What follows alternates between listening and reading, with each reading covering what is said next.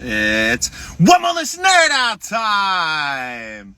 What's going on, guys? Happy Wellness Nerd Out time. And today we are going to finish up our discussion on heart rate variability. Straighten this out for a second. So let's talk about how to improve our heart rate variability. And if you weren't with us yesterday, well, your heart rate variability is the variation in the amount of time between each heartbeat, and we want a higher amount of variation. All right, so higher heart rate variability is better, right?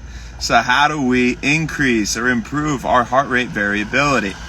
Well, one great way is to regularly exercise, and albeit regular exercise has been shown to improve heart rate variability, you have to make sure that if you undergo high intensity exercise frequently, that you're properly recovering, because if you don't properly recover, you will overstimulate your sympathetic nervous system when your body should be resting thereafter that intense exercise. And this would actually lower heart rate variability. So best way to do it is work out real hard and sleep real hard after, and have proper nutrition to follow your workouts as well, right? Speaking of nutrition, diet and timing of eating is another way to boost heart rate variability. If you have a healthy diet regularly, that is, eating things you can find in nature, right? Generally, if you don't know much about nutrition, if you can't find it in nature, you probably shouldn't be having it.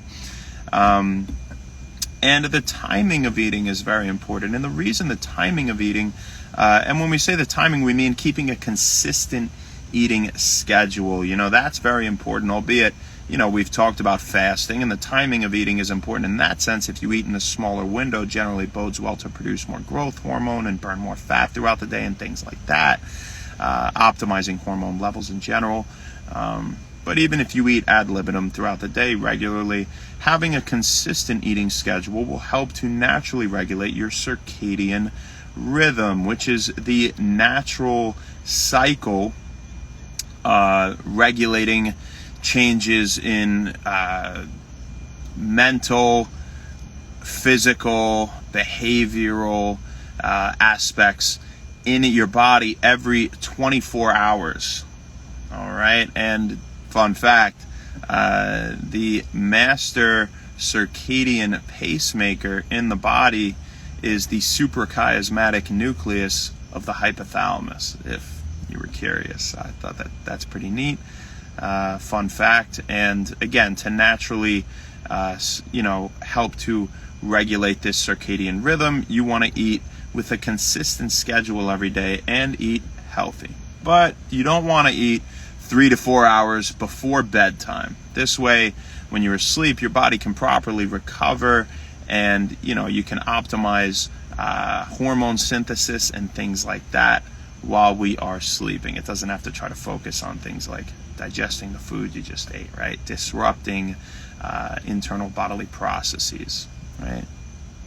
Now, speaking of sleep, sleep is another way to boost your heart rate variability, and that's getting a lot of sleep, of course, at least 8 hours a night, and having a consistent sleep schedule, all right, has been shown to improve heart rate variability.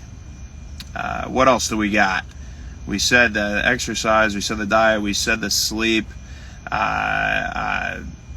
Practicing slow, controlled breathing is another one, and practicing mindfulness techniques such as meditation, both slow, controlled breathing and mindfulness techniques such as meditation again, or yogic breathing or yoga, things like that, and just relaxing have been shown to, of course, improve relaxation, reduce stress, right? We want to reduce stress to improve our heart rate variability and stimulate our parasympathetic nervous system, our relaxation response for the vast majority of our day, right? And that's just another way to do it, right? So again, practicing mindfulness techniques, just relaxing and slow controlled breathing can improve heart rate variability, all right? Another way that we can improve HRV is through proper hydration, and this comes in the sense of having 1 ounce of water per pound of body weight per day. 1 ounce of water per pound of body weight per day, on average. Now why? Because if you're properly hydrated, then it can improve blood flow in your body. Interestingly, this is the major reason it's shown to improve heart rate variability, and with that improved blood flow comes the delivering of more oxygen and nutrients and the better functioning of your visceral organs in general, right? So proper hydration is another one, all right? On the topic of hydration, avoiding alcohol is a big one, people, and after just 1 day of drinking alcohol, it's been shown on average has drinking alcohol in just 1 day, again, to reduce heart rate variability by 22 milliseconds the following day. All right, and that's on average. It could be worse, it could be a little better.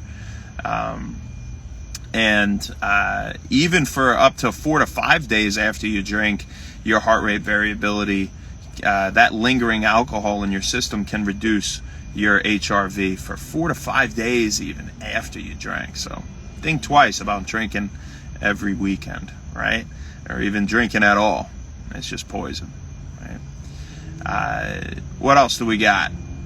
Exposure to natural sunlight is another one, and especially in the morning, exposure to natural sunlight helps to naturally regulate bodily processes associated with the sleep-wake cycle, energy levels, and hormone synthesis. So get out in the sunlight, especially in the morning, people, at least for a little bit, right? Maybe 10 minutes or so.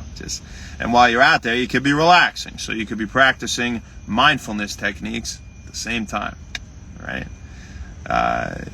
Taking a cold shower is another one, interestingly enough, or hopping in an ice bath, right?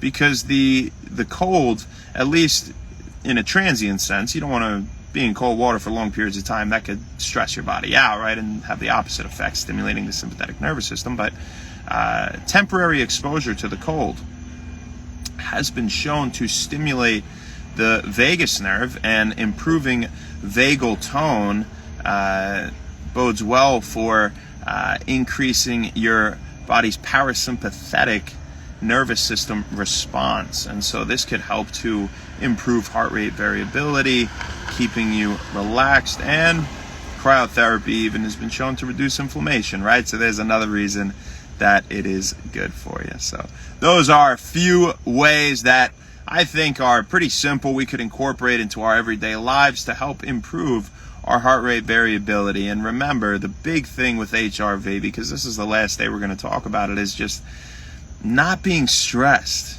You know, don't let your body think it has to fight for its life when it doesn't. Don't stimulate your sympathetic nervous system if you don't have to. Really, the only time we should be stimulating our sympathetic nervous system is during high intensity exercise, sporting events, things like that, right?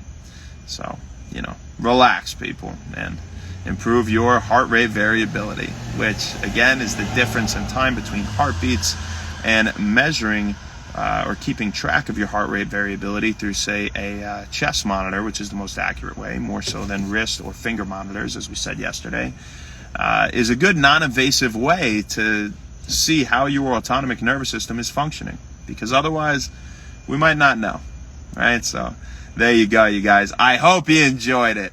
Have a great rest of your day. We'll see you tomorrow, folks, and happy Wind Wellness. Thank you so much. Have a great day.